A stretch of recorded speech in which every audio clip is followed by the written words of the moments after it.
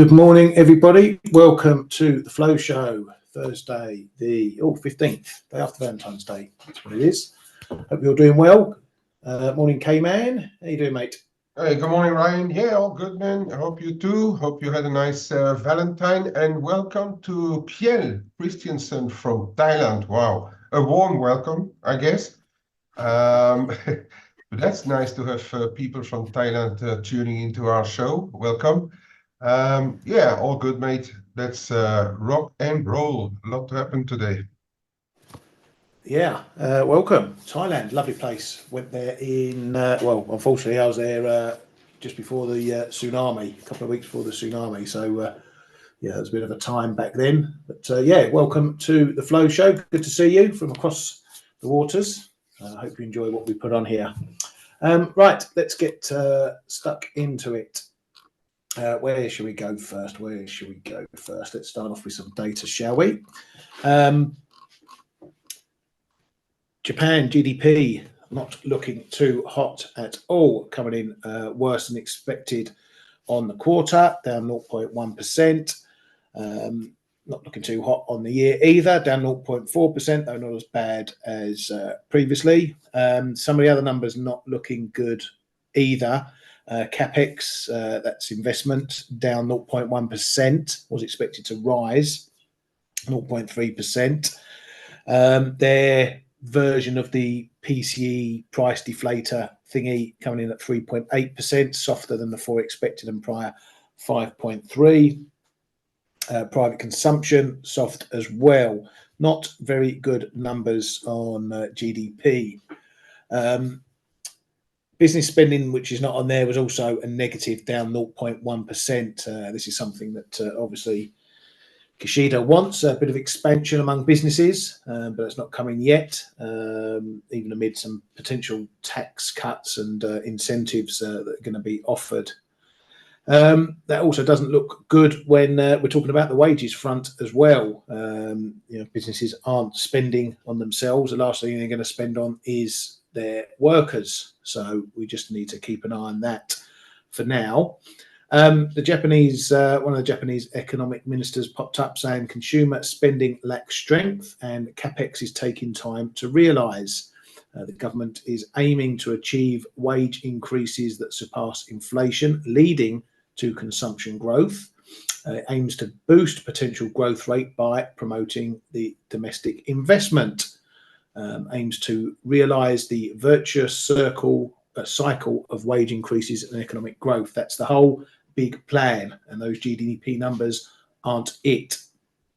But you might expect the yen pairs to have rallied on that, i.e. yen weakening on those numbers. It didn't. We've actually seen it strengthening this morning. A bit of dollar in there, but from the yen side, there was a sources piece out from a Japanese official saying that they are at the last stage of beating deflation and that Kishida could soon announce the end of the deflationary period. Why is that big news? Well, they've been in this deflationary period for over 30 years. So calling an end to that is going to be a monumental shift for rhetoric in Japan. Now, the reason why yen pairs have dropped, the yen's gained, is because officially moving out of deflation into an supposedly inflationary environment is perhaps good news for the BOJ, for them to start tightening policy and ending easing. However, look at the scorecard as we sit here today. We've got Q4 growth looking soggy. We've got inflation, which is edging back, as UAE has told us it will be. So we need to see that picking up. And we still don't know what's going on in the wage situation.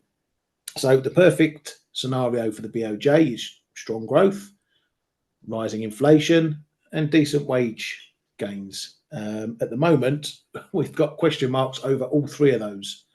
So it really is it's in a bit of a tightrope walk, this one for the BOJ at the moment, going into spring and these wage negotiations. I don't know if you've heard any bits and pieces yet from those. I know there was one of the wage negotiations happening yesterday and today. Kay, have you heard? I haven't seen anything on the news wires myself. I did not really see anything spring out either. Yeah, there's the problem the problem with the BOJ, and I've been saying that since actually the end of Kuroda's tenure, and then when Ueda came in, is they really have to use every opportunity and every window to bring it back out of negative territory. I don't think that the whole picture is really changing. I do think that they are going to take the rates out of negative, but all these numbers are really not favorable to start a real hiking cycle. Imagine how are they going to get, and then taking into consideration it's Japan, it's not the US with a very dynamic economy, whether it be up or down, and even not the old continent's economy, which usually goes a lot slower, and we can see that out of the numbers as well. Where the US is running at +4, -2 historically, and then the Europeans are like +0.2 or -0.1. But in Japan, this is, and that window seems to be closing very, very rapidly if you look at the numbers for normalization now. I think they will, but imagine those wages coming in below 3.8%. That is not going to help them at all. And I think the calling an end to deflation is half giving the green light to the Bank of Japan to hike rates, and but the other half, I think, is very politically driven as well, because we know that the LDP has internal issues with quite a few of their members actually, and they need some to send some good vibes to the Japanese people, you know, some positive vibes. So I think it's half 50-50 the reasons for that. But yeah, I mean, It's a bit of a knife edge, isn't it? This close to, you know, when they get these wages and when the Bank of Japan is expected to start tightening, it's a bit of a knife edge, all this data. You know, what if inflation keeps, you know, we get to March, April, and inflation is, you know, under 2% and trending lower. Sorry, just yeah, inflation is trending lower, and like you say, those wages don't come in above 4% or above the prior numbers. You know, that's the market's gonna crack the bed on that, isn't it? Yeah. I'm not going to say wages are not going to rise as much as they could be expected due to the capex, because it's a double-edged sword, right? You could say like, oh, they're perhaps spending a little less than on the rest, and then they are going to give the wages. There is an argument for both sides, right? But it could be that that capex is a harbinger of what's to come in the wage negotiations. Anyway, we will see. I think the most important one, Rengo, is not expected before March. We've got smaller ones going on right now, and we will see what comes out of those. I haven't seen, as I said, I haven't seen any numbers yet. I will check on the Nikkei also what they say. But yeah, this window is it was wide open for a year. They could even use the other central banks' rapid rise in interest rates as an excuse to just take their own above zero, and they didn't. And now there's a big risk in those data. There's a big risk that they just can't go as far as they may have expected originally. So yeah, there you go. There's the Japanese automobile workers. We haven't seen that. That's a quite big one. Electric and electronics, yeah, could be a big one too. But yeah, they're all relatively important unions. But yeah, I haven't seen anything yet. Yeah, Rengo's the only one that's got an official date of when they're going to release their tallies. So the others are just as and when they come, if they come. And they might be waiting on each other to see what the numbers are like before then going back to the negotiating table. Yeah. This is a headline risk that we're up against at the moment that could pop up anytime during Asia hours. So if you're trading the yen, make sure that you got your eyes peeled into these headlines that may drop, because they're going to be big movers. But it's going to move. Get wages above wage hikes above 4%. And yen has been and will continue to be a relatively volatile currency compared to others. And I do think that that is going to be a big mover, perhaps a bigger mover than when Bank of Japan will effectively take their rates from -10 BP to 0. So because it will be driven by this. This is the driver coming up. So yeah, it's going to be a big mover. Imagine that we get weaker than expected wage growth. I wouldn't like to be long in. Yeah, no, exactly that. Okay, right. Well, let's move on from there over to Australia. Get a shot of that. Some soft data from those guys as well. The employment change rising just 500 people versus 26.4 thousand expected. It did turn around the drop from last month, but that miss of expectations doesn't bode well. Bit of a switch around. Full-time employment up 11k again, turning around the negative last month. So a bit of a positive, but not looking overly strong.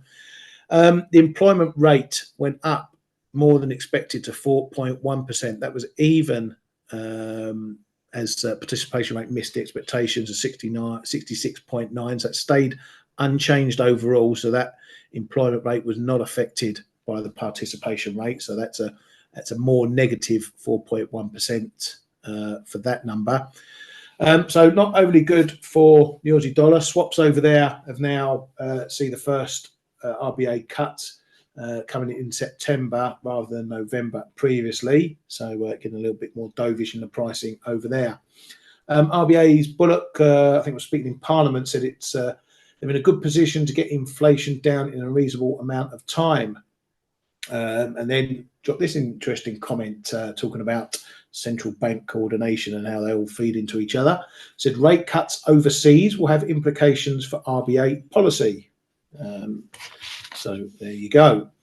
Over in Sweden, Riksbank Sweden says we should have seen the interest rates peak by now, or peak now. Some probability that we can cut the rate in the first half of the year. Any cuts, though, must be made with caution. Coming over to the BOE's Bailey says the latest inflation data shows more downward pressure than we expected. The latest inflation data is good news, and that downward pressure on inflation is quite broad-based. Services inflation is not compatible with the 2% inflation goal, that high number that we got yesterday. The latest wage data showed quite a marked reduction, but not as far as we thought. We're now seeing signs of the beginning of a growth pickup. An interesting comment, which I'll move on to in a moment. He says inflation will be coming down to target by spring. GDP in the UK, it better pick up in the Q1 because Q4 was absolutely abysmal. Q4 GDP there coming in minus 0.3%. So we have got a technical recession, not a complete collapse in activity, but as far as the economist goes, it's a technical recession, 2 months of negative growth, but that growth worse than expected year on year, obviously coming worse as well. The December numbers, which don't really mean much because they're now within that GDP number, came in at minus 0.1%. So not as much as expected. That probably saved that quarterly number from being even worse. But there was some green shoots among all the data. Firstly, business investment here picking up quite nicely, 1.5% on the quarter. Year on year, it's up 3.7%. So there is signs that despite these negative numbers in GDP, on the ground, businesses are still investing, which is good news, and maybe that will feed into a more productive Q1. Industrial production for December, again, these will all be within these numbers, but for the month themselves, looking fairly positive, all green on those numbers there. Trade balance as well, improving, the deficit improving by a little bit, just over $1 billion. So that's going in the right direction as well. So yeah, there are pluses and minuses. Everyone's having an argument about what the definition of a technical recession is, and is it good, is it bad? A lot of people brushing it under the rug. Bailey's brushed it under the rug with that comment saying we are now seeing signs of a beginning of a growth pickup, but it remains to be seen as to whether that comes in Q1. Over at the ECB's McClure says we're confident in sustainably reaching our 2% goal, though he remains open-minded about the policy rate path. The short-term outlook for the euro area is stagnation, and we're yet to see the full extent of lagged effect of ECB hikes. ECB's no bit of an understatement. This one says there's a lot to do on the German economy, and that the economy may have contracted in Q1. It'll be a shock if it hasn't. I can tell you that. ECB's DeCoste says we still need some time on the exact timing of a rate cut. We had the Grand Owl out herself this morning saying data continues to signal subdued activity in the near term. Wages are becoming an increasingly important inflation driver. She said the ECB's forward-looking wage tracker continues to signal strong wage pressures. Doesn't want the ECB to make a hasty decision, but says the ECB has succeeded in anchoring inflation expectations. Germany confirmed the cut in 2024 growth down to 0.2% from 1.3%. That was touted yesterday. It's also expected to cut GDP for 2025 to 1% from 1.5%. Also, the DIHK, which is the German Chamber of Commerce, expects the economy to shrink by 0.5% in 2024. The EU Commission has cut Eurozone GDP growth forecasts. Also, 2024 now seen at 0.8 versus 1.2% previously. Kate, I want to ask you one question because something's striking me. I'm sensing a lot of complacency coming from some of these central banks. Bailey saying that inflation will come down to target by spring. Lagarde saying she's succeeding in anchoring inflation expectations. Are they starting the victory laps a bit too early? Well, we have to note that the inflation dropped more than 50% from the tops, right? So in that sense, they can somewhere say it's thanks to them, where it's, I personally think, not at all. But it's just a matter of how markets function and supply and demand. And are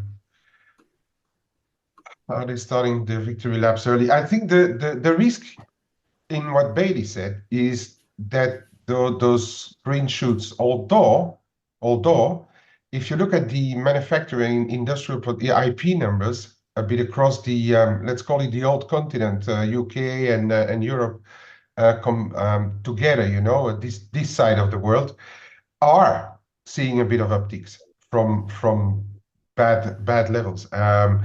I even think, was it not the German numbers out a few days ago that even crawled back to a small plus?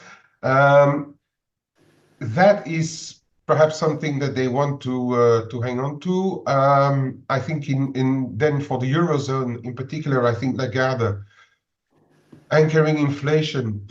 Yeah, they are the rates are above the inflation level. Perhaps that she's sending out a bit of a hopium message somewhere, but then at the same time she's saying like they don't want to be too hasty to start cutting.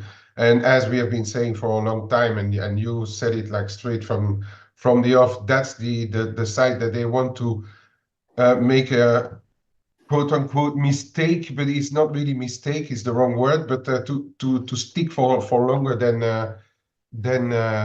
what should be the norm historically.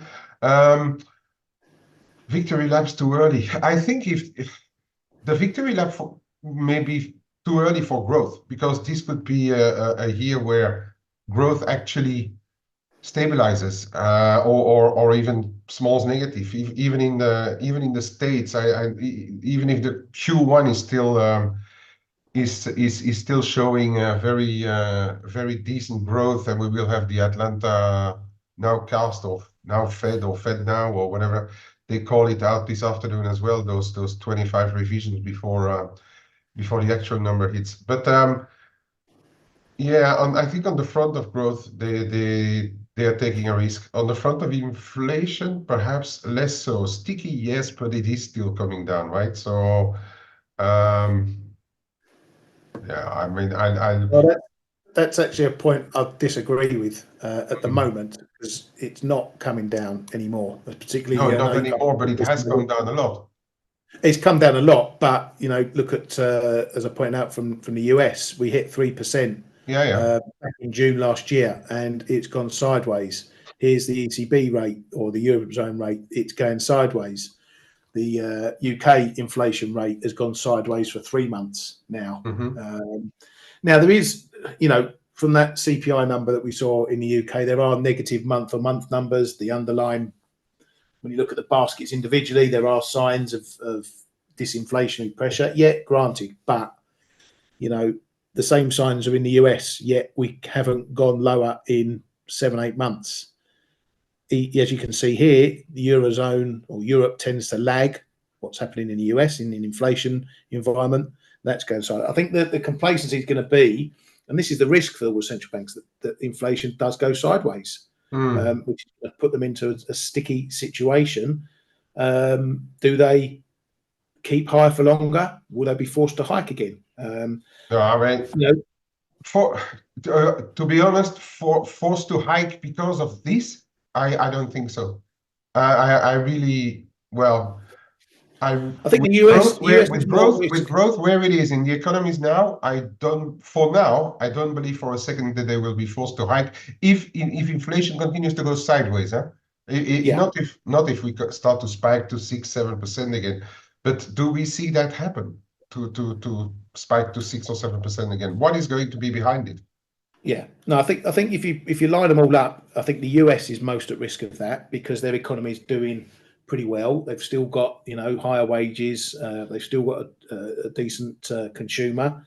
That will bring inflationary pressures. So they're more at risk of seeing inflation meaningfully going higher. As for the rest, the weak economies should keep inflation down, but does it fall? So I think the US gives more risk for hiking, even if that risk is maybe 10-20%, whereas it may be 5% for the others. But the risk is still a risk. Yeah, I think that the sideways action is what we've got to look for now in these inflation numbers, because that's going to determine cuts more than anything. And if we have to start pricing out cuts in the middle of the year, that's going to be another reprice we have to go through, because then everything will get booted later in the year. But yeah, it's all on a knife edge. Yeah, I agree, it's on a knife edge, but I don't believe ECB will hike. I agree with somewhere with Ali that they can't afford it. Especially if you look across what's happening, especially in the country that should be the engine of Europe. In Germany, that's not going to be. I think it's a no-go for ECB to hike rates unless we're getting like another black swan event or so.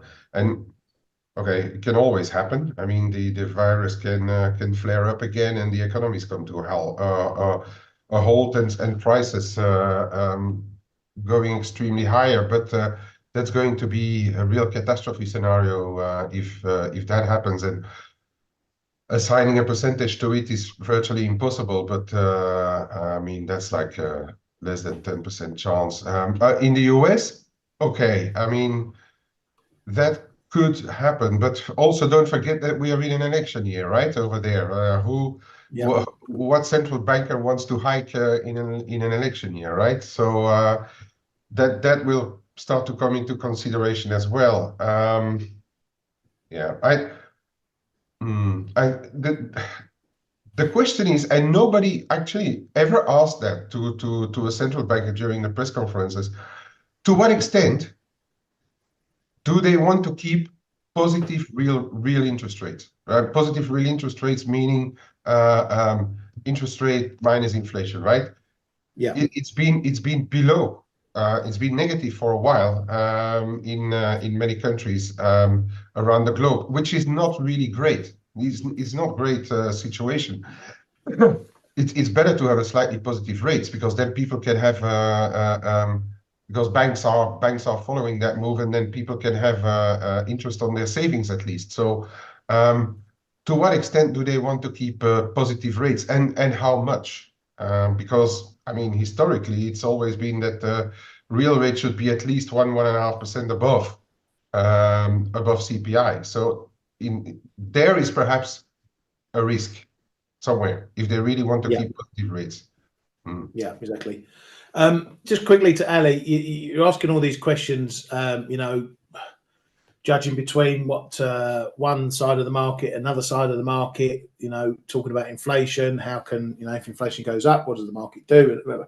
Okay, put it into simple terms. Okay, all the opinions to a certain extent don't matter. Okay, what the market thinks, what the bulls think, what the bears think doesn't matter. Okay, you have to know what the central bank thinks first and foremost, and then you have to see whether the data is playing ball with what the central bank thinks. Okay, if that's happening, those are the two constants you need to look at. Okay, because whatever the market does outside of that, at the end of the day, it's got to always come back to what the data's doing. So if the market's overly bearish, overly dovish, central banks cutting, like we've seen, the data hasn't proven that theory. So they're wrong. So you can trade that. Now, you've got to trade it carefully, because they can be wrong with far more money than you or I have got. So you can't blindly trade it. But you can set up your trades for more longer term if that's the way you see it. So, we can have these conversations about what the banks think, what this analyst says, what that analysis says. At the end of the day, make your life easier if you're getting in a bit of a mix-up or getting a bit confused by it all. Know what the central bank's doing, know what the data's doing.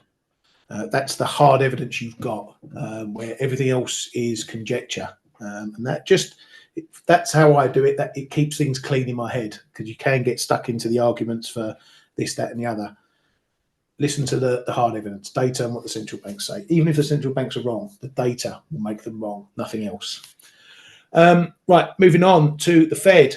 And Mr. Powell had a closed-door meeting with Democrats after the CPI data, apparently. This isn't something top secret that some have been writing about. They can have these closed-door meetings, have had them previously. The Democrats are the incumbent government, so it's their right to have a chat with their central banker. He said, though, that the inflation data was consistent with what they had been anticipating, and that the Fed would look to the upcoming PCE report to give them some more intel. So no direct comments on the CPI in terms of why it was hot or not, but a bit of a brush off really to say that we were expecting that, no big deal, and the markets has sort of taken that to heart. We've washed out quite a bit, or some of the moves that we saw over that CPI. Fed's Goolsbee says even if inflation comes in a bit higher over the next few months, it's still consistent with our path back to target. So again, a little bit of brushing it under the rug. He doesn't support waiting until inflation is already at 2% on a 12-month basis before cutting rates. So that means you want to cut on the way to 2%. Rate cuts should be tied to confidence in being on a path towards our target rate.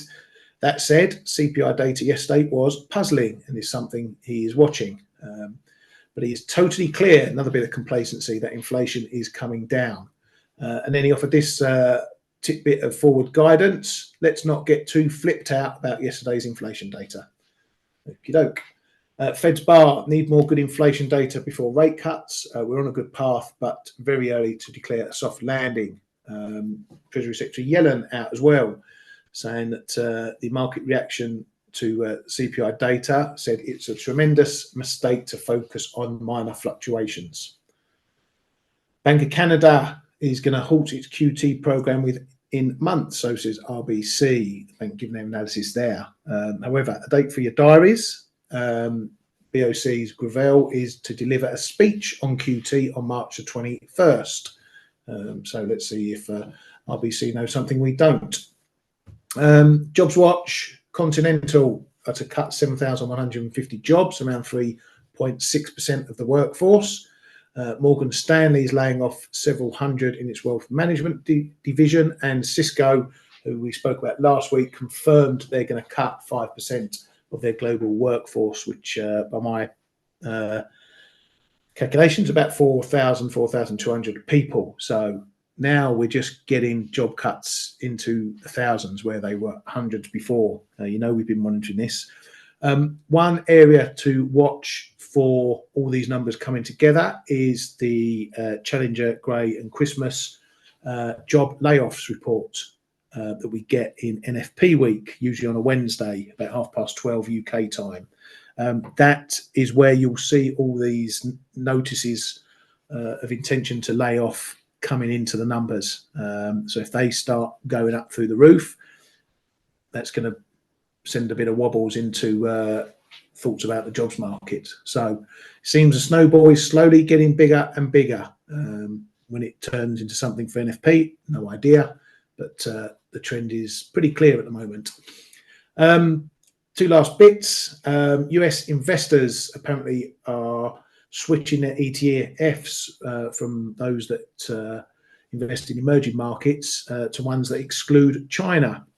That's according to the FT, so further movement out of US investors from Chinese investments. We'll see how the stock market does when it reopens in China on Monday, whether they're going to keep it propped up or whether we're going to see further selling and the dead cat bounce dissipating. Geopolitics, there's been an incident in Taiwan where two Chinese fishermen have unfortunately died after being pursued by the Taiwanese Coast Guard. There's lots of shenanigans going over there with Chinese fishing vessels fishing where they like and upsetting everyone. But this incident obviously has brought some strong condemnation from China. And the fact that it's Taiwan involved in this just raises the stakes a little bit. So just keep an eye on that one. Okay, anything from you, mate? I think you covered a lot already. Yeah, I think we covered everything. The rest is more like opinion stuff and not really relevant to the actual facts that could make markets move. So we can move on to something else, to prices also.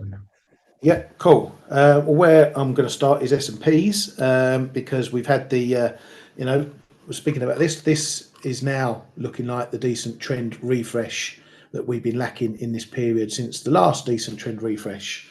As you know, this week I've been talking about this. We haven't had a decent pullback for those dip buyers, those patient dip buyers to get their teeth stuck into. Well, now it's looking more and more likely that some of those have moved off the sidelines.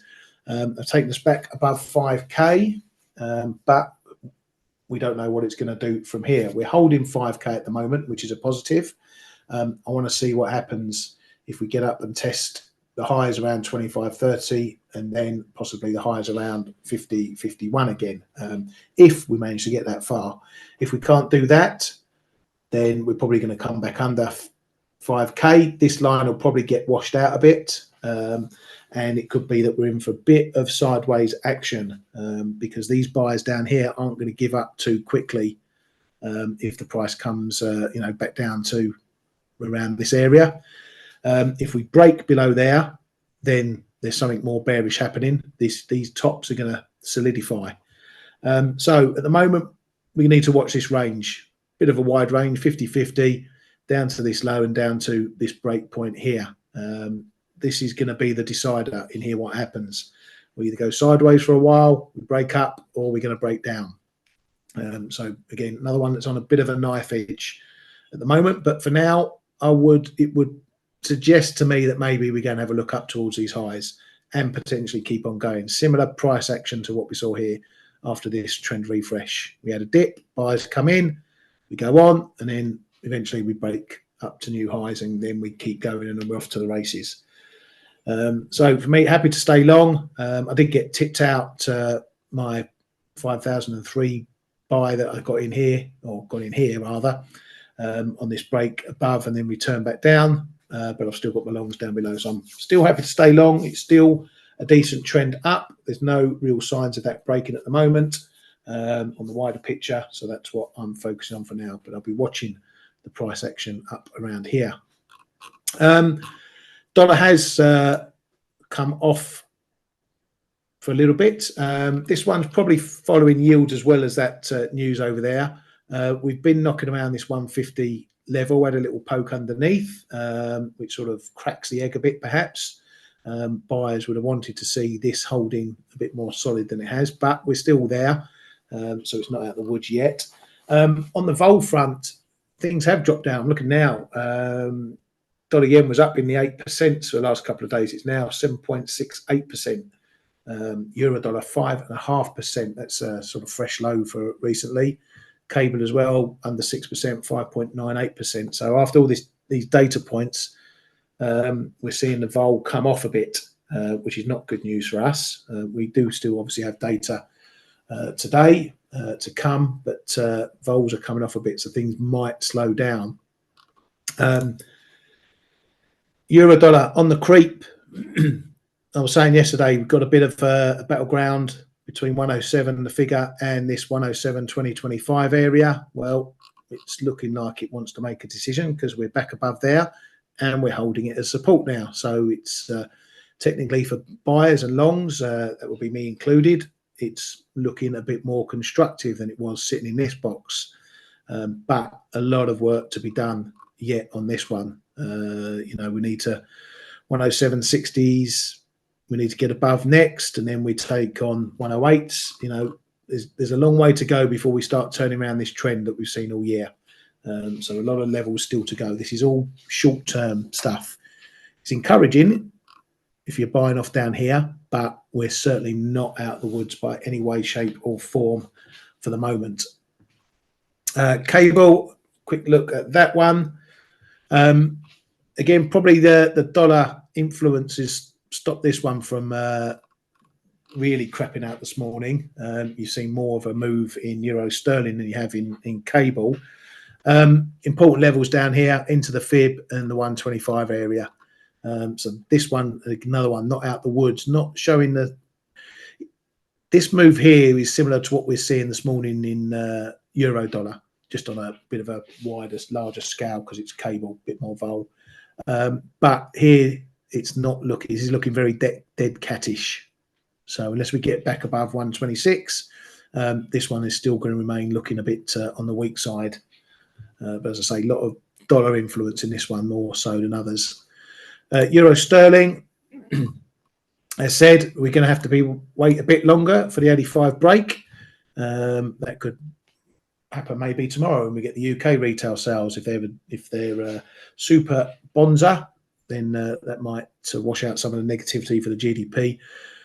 I would think if we get good retail numbers and a move back down to 85, that will be one that I'll likely pile into because the retails aren't as big a number as the GDP and everything else. So 50 pips, if we round here into that, that's a decent stretch point for me. So finally, I might decide to pick back up some 85s, add into my core long already, if it's seen, of course. And if they're poor numbers, well, we're probably going to take on this 85.70, and it will probably signal that we've got a pretty good bottom down here, which is already looking like a 3-week bottom. So that's a good length of time for a price to stop falling, at least. But we shall see. We shall see.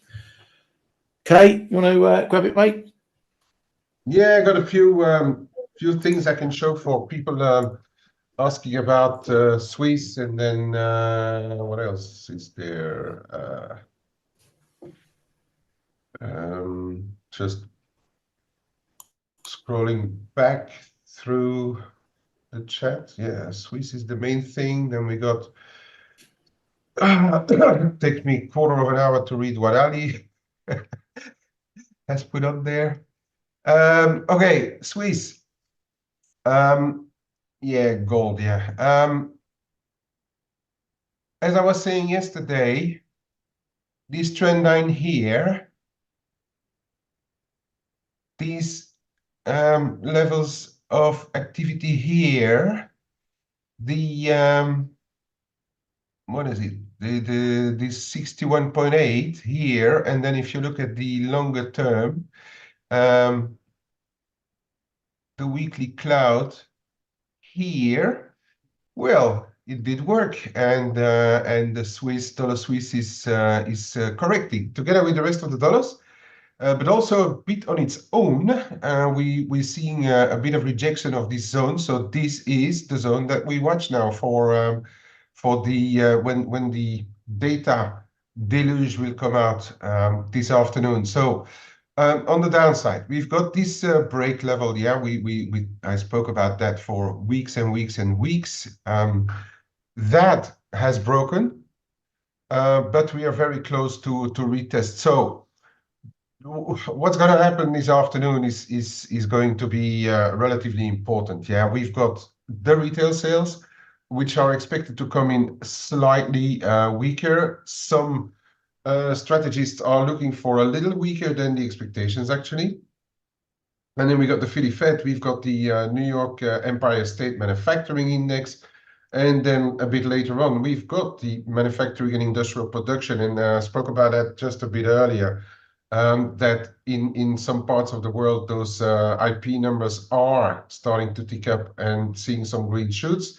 Well, let's monitor what's happening in the States, because that, I think, is going to be a pretty decent data dump this afternoon that we are going to get for the future direction of the dollar, or let's say the immediate direction, at least, whether we're getting renewed strength of the dollar or whether we are consolidating, or even the dollar getting a bit of a slap after having broken some levels earlier this week. So 88.20, 87.90, I'm just looking at those levels. And then here, I think 87.60, 87.5, that is where we are going to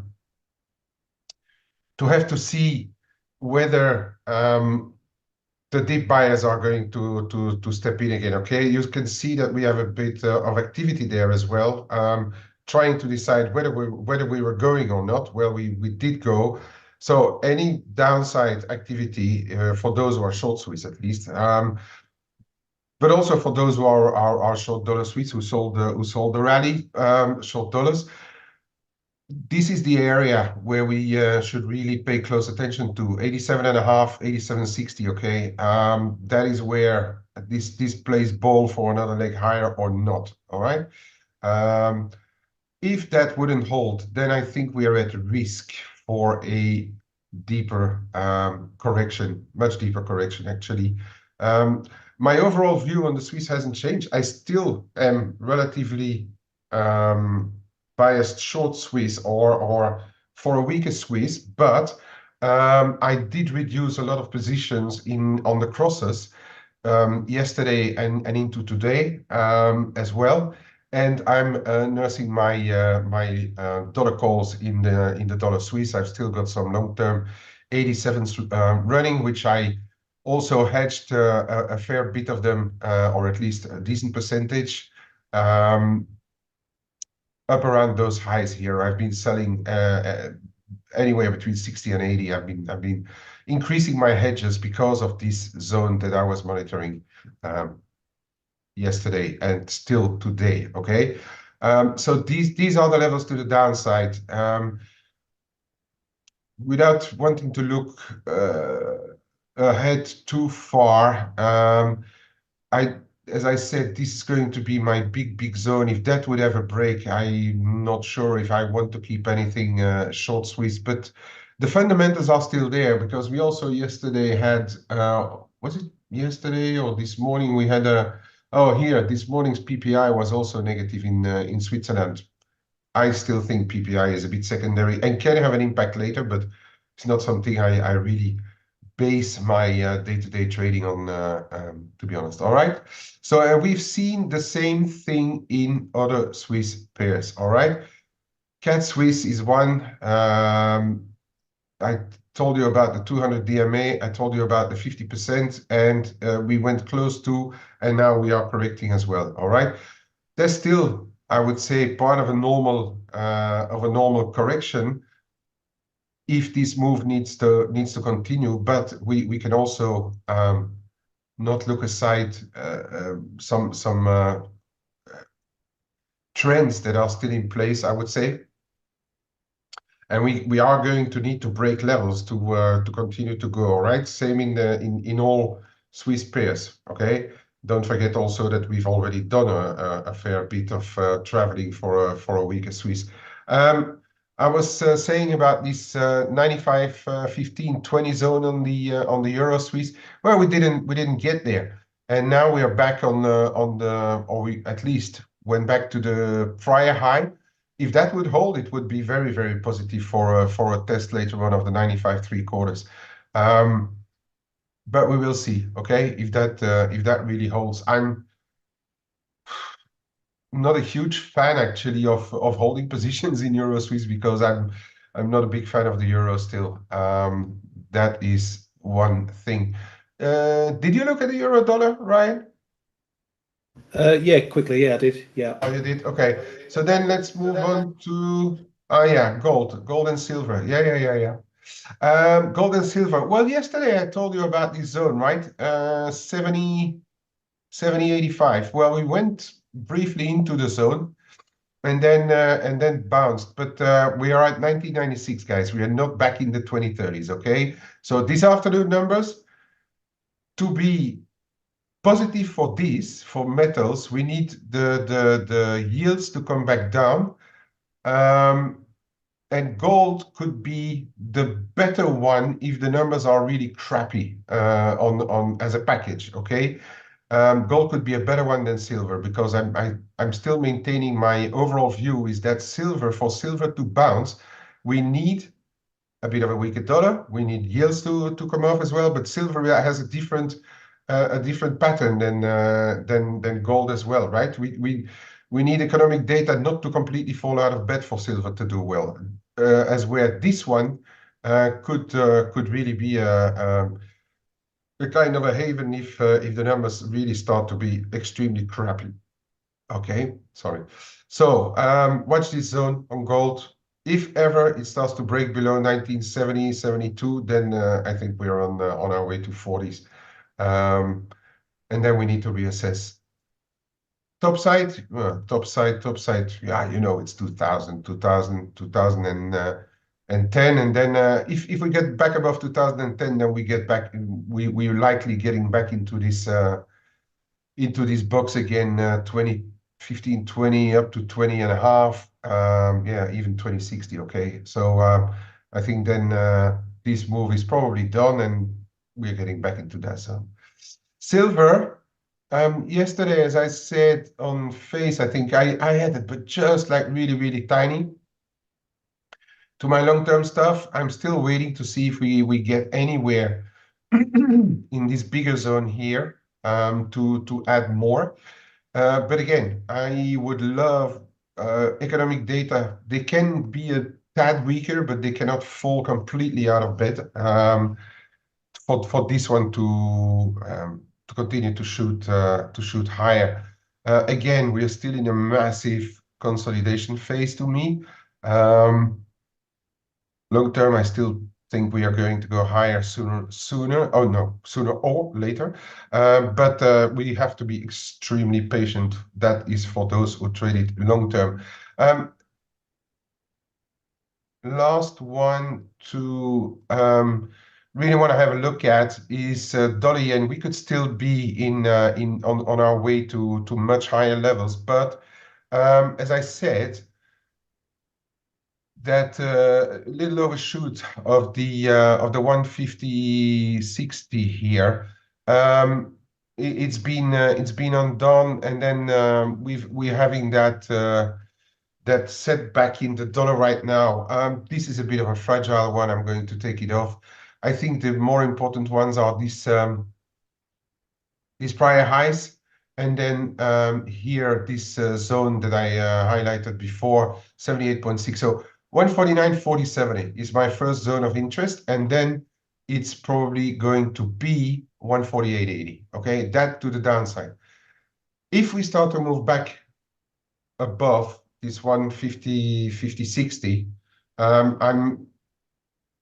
we have to take it into account, 150.80.90. But I think if we break back above, that means that the US data are still going to be very strong, and there's an increased chance we are going for a revisit of those highs. That's the way I'm looking at the dollar yen, especially not so much sterling anymore, but especially that a lot of those yen crosses are still trading at quite high levels and not giving back much. And every time they bounce, Kiwi yen, Aussie yen, Euro yen even. Yes, we are trying to make a high here in the 161s, but we're still around that 161. We are not trading 158s, for instance, okay? And with that, Ryan, over to you for today. Thank you very much, mate. That's me done for the day. I'm hopping off for the rest of the day. Take the kids out. It's half term here. Got a few things planned. So you won't see me later, but I'll leave you in case capable hands for those in the chat room. Giving you updates on what the data is going to be doing, no doubt.